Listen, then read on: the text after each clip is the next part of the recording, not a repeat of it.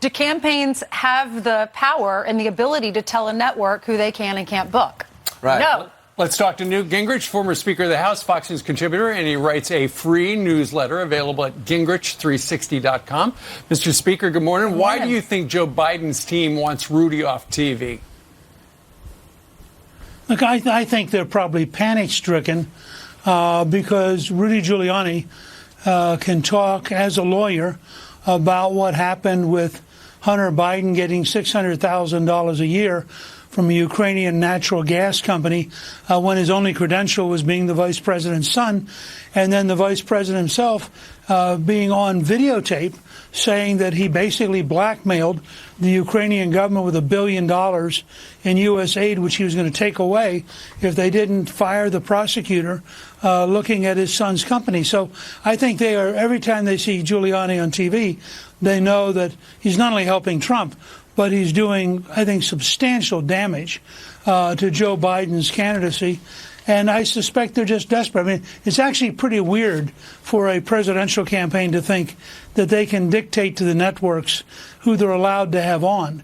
I mean, even incumbent presidents, whether it's Obama or Bush or, or Trump, don't really believe they can pressure the networks about individual guests. So I think it tells you how panic-stricken the Biden team is. So, yeah, I was just very glad at the last minute the Bidens okayed your appearance, so we were allowed to keep you booked because I was going to have to cancel you.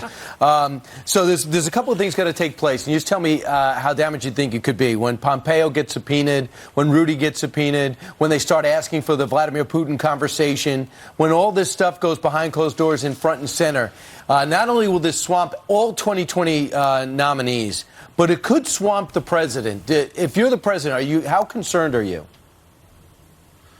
Well, look, I don't think he's particularly concerned about actually being impeached and convicted. I don't think that's going to happen.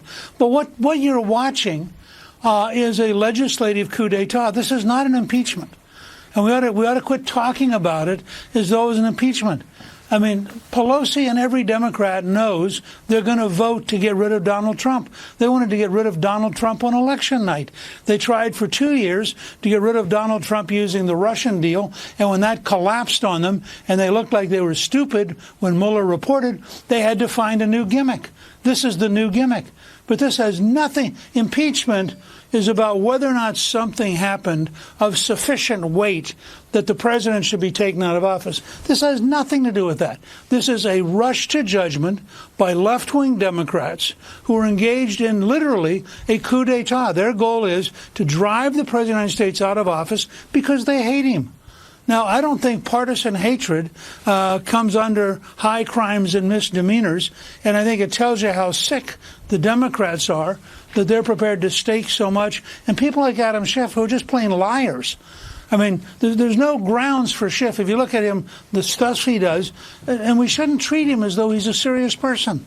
He's a totally partisan liar who happens to have been given a committee chairmanship so he can lie with a semblance of authority. That's all he is.